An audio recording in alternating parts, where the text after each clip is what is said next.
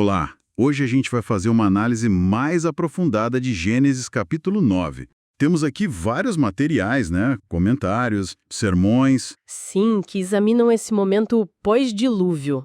Um recomeço, né? Exato. O foco são as instruções de Deus para esse recomeço e também aquela história, complicada de Noé com os filhos. Isso. A ideia é entender o essencial dessas ordens e o que essa questão familiar significa, sabe? Conectando com a história humana. É um ponto de virada mesmo, né? Deus definindo novas bases. Com certeza, o material que a gente tem explora como essas instruções redefinem a relação das pessoas com Deus, entre si e com a própria criação. Bom, começando lá em Gênesis 9, versículos 1 a 7, tem a renovação daquele mandato. Sejam férteis, multipliquem-se, encham a terra. É interessante notar, né? Uhum. Contraste com outros mitos antigos, tipo o épico de Atrahasis, onde os deuses tinham medo de muita gente. Aqui não. Deus afirma a vida. Sem dúvida. E aí vem umas mudanças práticas bem importantes.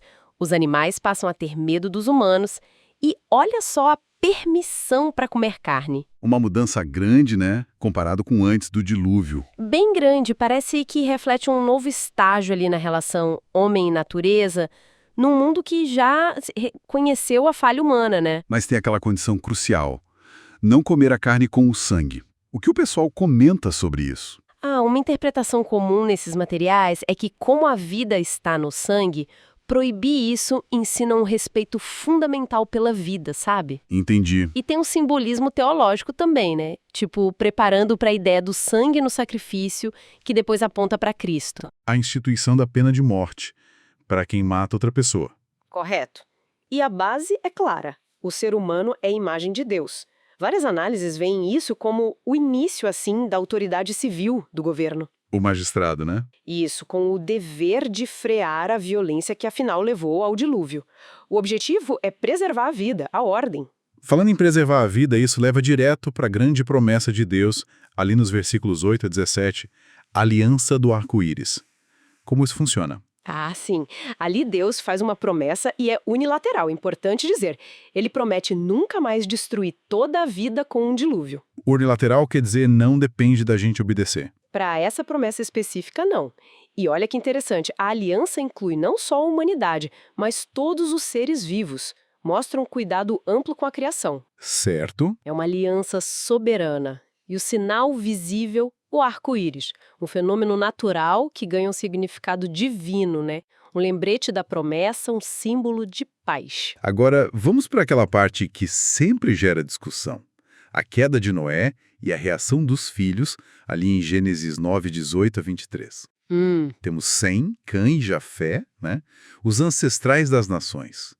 E Cã é pai de Canaã. Aí Noé planta uma vinha, bebe demais, fica bêbado, nu na tenda. É um lembrete forte da nossa fragilidade, né? Mesmo escolhido para recomeçar tudo. Exatamente. Um eco da queda de Adão, de certa forma. E as reações dos filhos são um ponto-chave ali. Como assim? O Cã vê a nudez do pai. E pelo que a maioria das fontes interpreta, ele age com desrespeito, talvez até zombando, expondo a vergonha do pai. Já Sem e Jafé, eles mostram honra, pudor, cobrem o pai, com respeito sem olhar diretamente. A ênfase está toda nessa dinâmica, honra versus desrespeito, modéstia versus imodéstia. E essa dinâmica toda acaba levando à profecia de Noé, nos versículos 24 e 27. Ele amaldiçoa Canaã, o filho de Cã. Isso, não o Cã diretamente. Mas abençoa Sem, ligando ele ao Senhor, e Jafé, falando de crescimento, de habitar nas tendas de Sem. Uma pergunta comum é, por que a maldição cai sobre Canaã e não direto no Cã? Os comentários exploram algumas ideias. Uma é aquele princípio da solidariedade corporativa, sabe? A ideia antiga de que a família toda compartilhava do caráter e do destino do líder. Entendi. Tipo, os descendentes refletem o ancestral. Isso. Outra coisa, Cã já tinha sido abençoado por Deus lá no versículo 1. E alguns até sugerem que talvez o próprio Canaã tenha participado ou tivesse a mesma atitude do pai. E como se interpreta o cumprimento disso? Historicamente, muitos veem na conquista de Canaã por Israel, que descende de Sem, na linhagem messiânica vindo de Sem, e nos gentios, descendentes de Jafé, que depois compartilham das bênçãos espirituais de Sem pelo Evangelho. Mas é importante frisar, e os materiais fazem isso, que não é um determinismo de raça, né? De forma alguma. A questão parece mais ligada à moralidade e à relação com a aliança de Deus.